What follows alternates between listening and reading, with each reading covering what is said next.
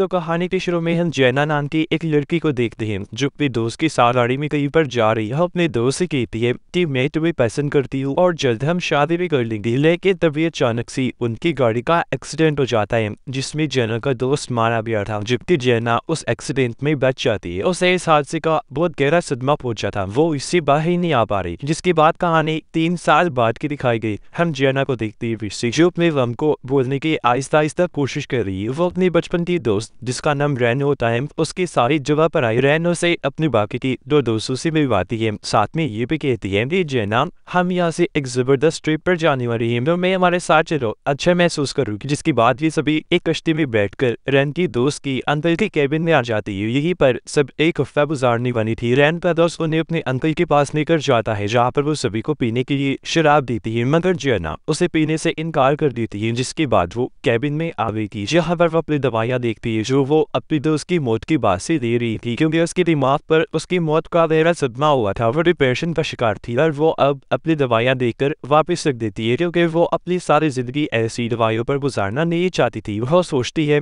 कि मैं इनके बगैर भी जिंदा रह सकती हूँ। रात को सभी मिलकर खाना खाती है। रैन के दोस्त की अंकल उन्हें बताते हैं कि हमारे टाउन में हर साल एक फेस्टिवल त्यौहार होता है जिसमें पार्टी भी की जाती है, तो मेरे तुम लोगों के इन्विटेशन भी तैयार करवा दिए, तो मैं वहाँ पर जाना, मुझे उम्मीद है तुम उधर जाकर खूब मजे करोगे। रैन का दोस्त अपनी अंकल से कहता है कि ठीक है अंकल जी, मैं अपने दोस्तों को लेकर पार्टी में आ जाऊँ। कुछ देर के बाद जैना बाहर आती है और रैन की दोस्त की अंकल ने जो डॉग रखा हुआ था उसके साथ खेलने लगती है। उसकी नजर जब रैन की दोस्त जिसका नाम माइकल था उस पर पड़ती है तो वो अंकल से नशे जैसी कोई चीज ले रहा था। वह रैन भी आ जाती है। रैन दरअसल माइकल को पसंद करती थी। वो जैना को बताती है कि माइकल आजकल कुछ ज्यादा ही नशा करने लगा है, वो मेरी एक भी बात नहीं मानता, मुझे बहुत दुख होता है। तभी रैन की दोस्त की अंकल आती है। वो रैन और जैना से यही कह रही थी कि तुम भी पार्टी में जरूर आना, बहुत मजा आएगा। उधर घर के अंदर माइकल को सोना रूम दिखाई देता है। वो अपने दोस्त से उसके बारे में बात करने लगता है। सोना रूम दरअसल एक ऐसा कमरा होता है जहाँ पर जाकर इंसान स्टीम बात ले सकता है। वो कमरा लकड़ी से बना होता है और उधर काफी फरमाइश होती है। रैन जब ये बात सुनती है तो जैना की तरफ देखती है। उसे लग रहा था कि जैसे जैना को ये सब बातें पसंद नहीं आ रही। वो इसीलिए माइकल और अपने दोस्त से कहती है कि हमें ये सब छोड़कर पार्टी में जाना चाहिए, मगर उसका दोस्त कहता है कि नहीं, रहते हम स्टीम बात लेंगे और फिर पार्टी में जाएंगे। ये सारी बातें सुनकर रैन जैना के पास आती है और उसे कहती है देखो तुम्हारे साथ कोई जबरदस्ती नहीं है, जो काम तुम्हें ठीक और अच्छा लगे तुम वो भी करना। मगर जैना कहते हैं कि नहीं, मैं ठीक हूँ और मुझे भी तुम लोगों के साथ सोना रूम में आने में कोई मसला नहीं है। माइकल अपने दोस्त के साथ सोना रूम में आ गया था। जैना भी वहाँ पर जाने के लिए तैयार। वो अपनी गले से पहले तो अपने दोस्त की अंगूठी को उतारती है जो वो हमेशा अपनी चैन में पहन के रखती थी। जिसके बाद वो सोना में आ जाती है। वो उसके हाथ में पानी की 2 बोतलें भी थी। रैन भी माइकल के पास सोना में आ गई थी। जहाँ पर जाते उन्हें गर्मी महसूस होने लगती है क्योंकि वहाँ का टेम्परेचर बहुत तेज था, जिस वजह से गर्माइश बहुत ज्यादा ही थी। रैन का दोस्त बताता है कि इस सोना को मेरे अंकल ने खुद बनाया था, इसे बनाने में उन्हें काफी वक्त लग गया था। इधर कुछ पत्थरों को इकट्ठा किया गया था जिससे ये गर्माइश बढ़ती है क्योंकि उन पत्थरों को गैस पर रखा जाता है। अगर उन पर पानी गिरा दिया जाए तो यहाँ पर और गर्मी फैल जाती है। कुछ देर के बाद यहाँ पर रहकर सभी को बहुत पसीने आने लगते हैं। रैन का दोस्त कहता है कि हमें बाहर नहर में जाकर नहाना चाहिए। ये सभी अब नहर में जाकर नहाते हैं और फिर से वापस सोना में आ गई थी। हमें ऐसा करने में उन्हें काफी मजा आ रहा था। माइकल और रैन का दोस्त दोनों सोना से बाहर थी। वो बहुत ज्यादा शराब पी लेती है जिससे माइकल को बहुत नशा चढ़ गया था। वो अब रैन को अपने साथ कमरे में जाने का कहता है, मगर रैन ने उसे मना कर दिया था। माइकल कहता है मैं जानता हूँ कि तुम अपनी दोस्त जैना का ख्याल रखना चाहती हो, इसीलिए मेरे साथ नहीं जा रही है ना। इतना कहकर वो कमरे में सोने चला गया और रैन फिर से अपनी दोस्त और जैना के पास सोना में आ जाती है जहाँ वो अपने दोस्त से कहती है कि माइकल पूरा पागल हो गया है, वो बहुत ज्यादा शराब पी लेता है, उसे कुछ भी होश नहीं रहता। अचानक उन्हें किसी चीज से गिरने की भी आवाज आती है। तभी लोग सोचते हैं कि माइकल गिरा होगा क्योंकि उसने वो ज्यादा ही पी लिया। रैन कहती है कि मैं देख कर आती हूँ। जैसे वो देखने की दरवाजा खोलती है तो दरवाजा बाहर से बंद था, खुलता ही नहीं। रैन का दोस्त भी जब उस दरवाजे को खोलने की कोशिश करता है तो फिर भी नहीं खुलता। ये तीनों बहुत ज्यादा परेशान हो गई थी और सोचने लगती है कि अगर ये दरवाजा ना खुला तो हमारा क्या होगा और ये बंद कैसे हो गया। रैन माइकल को भी बहुत आवाजें लगाती है मगर वो भी नहीं सुनता। ये तीनों सोचते हैं कि अब न जाने क्या होने वाला है। रैन का दोस्त कहता है कि गर्मी यहाँ पर बढ़ती जाएगी जिससे हमारी जिल्द भी जल सकती है, हमें जल्दी यहाँ से निकलना होगा। रैन की नजर अचानक से ऊपर की तरफ जाती है जहाँ पर उसे एक डिवाइस नजर आती है। वो अपने दोस्त से पूछती है कि ये डिवाइस आखिर क्या काम करती है वो बताता है कि यहाँ पर टेम्परेचर की बारे में बताती है। रैन बोली कि अगर हम इसे तोड़ दी तो क्या पता यहाँ पर टेम्परेचर नॉर्मल हो जाए। उसका दोस्त कहते हैं कि नहीं हम ऐसा नहीं कर सकते, इसका कोई फायदा नहीं होगा, अगर हमने इसे तोड़ दिया तो क्या पता गर्माइश और बढ़ जाए। इसीलिए वो तीनों अब कुछ और सोचने लगते हैं, क्योंकि वो जानती थी कि वो इस कमरे में बुरी तरह से फंस चुके हैं। रैन वहाँ पड़ा एक लकड़ी का चम्मच लेकर दरवाजे की शीशे पर मारती है, पर इसका कोई फायदा नहीं था क्योंकि वो शीशा नहीं टूटता। उसका दोस्त रैन से कहता है कि ऐसे मत करो, इतनी आसानी से नहीं टूटने वाला। अभी वो उसे चम्मच की मदद से एक खुलते पत्थर को बाहर निकालता है और लकड़ी की बाल्टी में डाल देता है जिसमें पानी था। ऐसा करने से वो पत्थर ठंडा हो गया था और वो उस पत्थर को कपड़े में लपेट कर दरवाजे की शीशे पर खूब जोर जोर से मारता है। शीशा इतना मजबूत था कि रैन के दोस्त के हाथ से खोलने का नहीं लगता है, पर शीशा नहीं टूटता। मगर वो अभी भी हार नहीं मानता और कोशिश करता रहता है। बस में आखिरकार शीशे को तोड़ दिया था, जिसके जरिए कुछ ताज़ी हवा अंदर आने लगती है। वो तीनों बारी बारी उस सुराख से आने वाली हवा से सांस ले रही थी। वो माइकल को भी आवाजें लगाती है, मगर उनकी आवाज उस तक नहीं पहुंच पाती। तभी रैन के दोस्त की नजर बाहर सीढ़ी पर पड़ती है जो दरवाजे के आगे आई हुई। यही वजह थी कि उस सोना का दरवाजा इनसे नहीं खुल रहा था। वो सोचती है कि कैसे वो इस सीढ़ी को हटा सकती है। रैन का दोस्त कहता है कि हमें कुछ तो करना ही होगा। जैना उसे पूछती है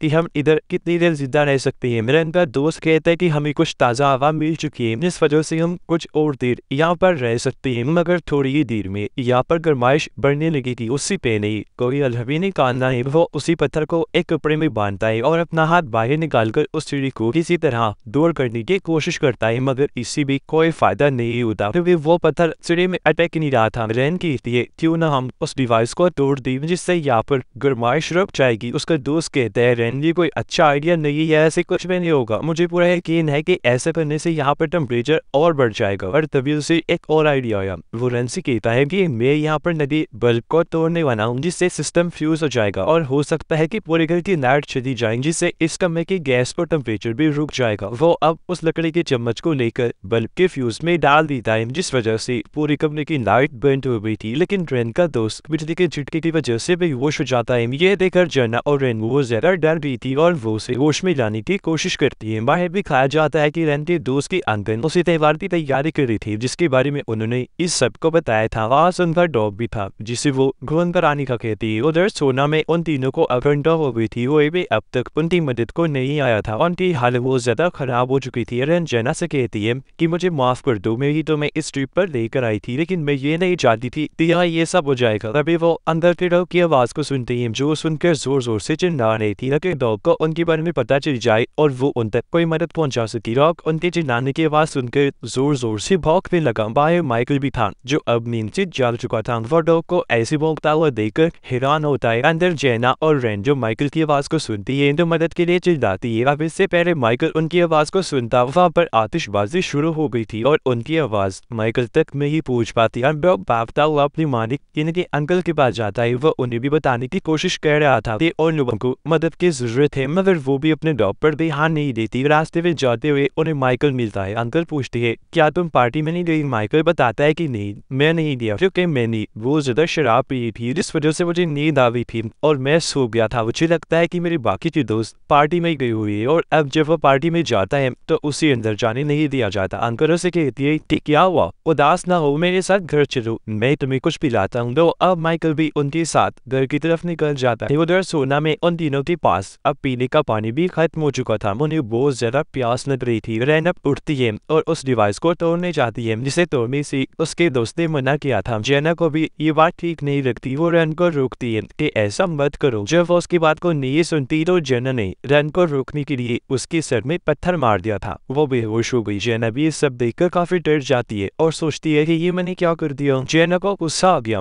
वो उसी में उस डिवाइस को तोड़ देती है जिससे कमरे की गर्माइश और ज्यादा बढ़ने लगती है। मानी माइकल और अंकल दोनों बैठे सिगरेट पी रहे होते हैं क्योंकि उन्हें लग रहा था कि वो तीनों वो पार्टी में गए हुए हैं, मगर वो ये बात नहीं जानते थे कि वो कितनी बड़ी मुसीबत में फंसे हुए। कमरे के अंदर उनका दोस्त पाब्लो मानी हरकतें करने लगता है जो देखकर जैना बहुत डर गई थी। अब वो उठकर उन पत्थरों को अलग अलग करने लगता है जिससे कमरे में हीट होती थी। जब वो ऐसा कर रहा था तो तभी वहाँ पर गैस का धमाका हुआ। आग लगने से वो पूरा जल गया जिससे उसकी मौत हो जाती है और दरवाजा प्रेशर की वजह से खुल जाता है। जैना दरवाजे की तरफ भागती है। वो सबसे पहले फ्रिज से पानी निकाल कर पीती है और फिर कमरे में जाकर अपनी दवाइयाँ खाती है। रवि उसे रैन की आवाज़ आती है। उसे ऐसा लग रहा था जैसे वो मुझे पुकार रही हो, लेकिन तभी उसकी आंखें खुलती हैं। हमें पता चलता है कि वो बस हेलुसिनेट कर रही थी। ये सब उसका एक ख्याल था, सच में ऐसा कुछ भी नहीं हुआ था। वो देखती है कि उस सोना का दरवाज़ा अभी भी बंद है और वो तीनों अभी भी वहाँ पर फंसे हुए हैं। वो उठकर रैन को देखती है और उस सुना के आगे से खड़ा कर देती है, क्योंकि वो बेहोश हो चुकी थी। ऐसा उसने इसलिए किया था ताकि रैन को ताज़ा हवा मिल सके। फिर खुद उस लकड़ी के चम्मच को तोड़कर गैस वाले हिस्से में घुसा देती है ताकि और गर्माइश बाहर ना आ सके, जिसके बाद वो खुद भी बेहोश हो जाती है। हमें माइकल दिखाया जाता है जो घर आकर देखता है कि मेरी दोस्त अभी भी नहीं आई। वो कुछ देर उनका इंतजार करता है और स्मोकिंग करके सो जाता है। फिर हमें यहीं पर दिखाया गया कि आखिर सोना का दरवाजा बंद कैसे हुआ था। माइकल जब उस कमरे से बाहर निकला तो उसे ठोकर लगने की वजह से सीढ़ी उस दरवाजे की आगे आकर गिर गई, जिससे दरवाजा लॉक हो गया था। माइकल ने क्योंकि शराब वो ज्यादा पी ली थी तो इसलिए उसे कुछ भी होश नहीं था। वो नहीं जानता था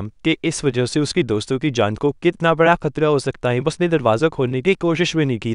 अब रैन के दोस्त के अंकल सोना के पास आकर देखती है तो उनकी नजर उसे सुराख पर जाती है जहाँ पर जेना ने रैन को खड़ा किया हुआ था। अंकल समझ गए थे कि वो तीनों पार्टी में नहीं गए थे, बल्कि वो तो कब से यहाँ फंसे हुए हैं। इसलिए वो जल्दी से दरवाजे को खोल देते हैं और फौरन पुलिस को बुला दिया जाता है। उन्हें फौरन रेस्क्यू कर लिया गया, बचा लिया गया। वो तौर पर उनका इलाज किया जाता है। रैन का दोस्त बेचारा गैस की धमाके की वजह से मारा गया था। ये देखकर माइकल बहुत दुखी हो जाता है। वो एक जगह पर बैठकर फूट फूट कर रोने लगा। सोचता है कि अगर मैं शराब ना पीता, नशे की आदत मुझे ना होती तो आज मेरा दोस्त जिंदा होता। रैन और जेना को ऑक्सीजन लगाई गई थी। रैन जब जेना का हाथ पकड़ पीछे तो वो दोनों भी रोने लगते हैं, जिसके बाद में बताया गया कि ये एक सच्ची कहानी है जहाँ पर ऐसे ही सोना में 3 दोस्त पास गए थे जिनमें से एक मारा गया था। तो कहानी हमें ये मैसेज देती है कि हमेशा नशे वाली चीजों से दूर रहिए, क्योंकि क्या पता आप नशे की हालत में हो और कोई भी जाना आपको मदद के लिए पुकार रहा हो, मगर आपका नशा उस वक्त ना ही आपको कुछ सुनने देगा और ना ही समझने के काबिल छोड़ेगा। इसलिए हमेशा बुरी आदतों से दूर रहिए। इसी मैसेज के साथ इस फिल्म की कहानी यहीं पर खत्म हो जाती है।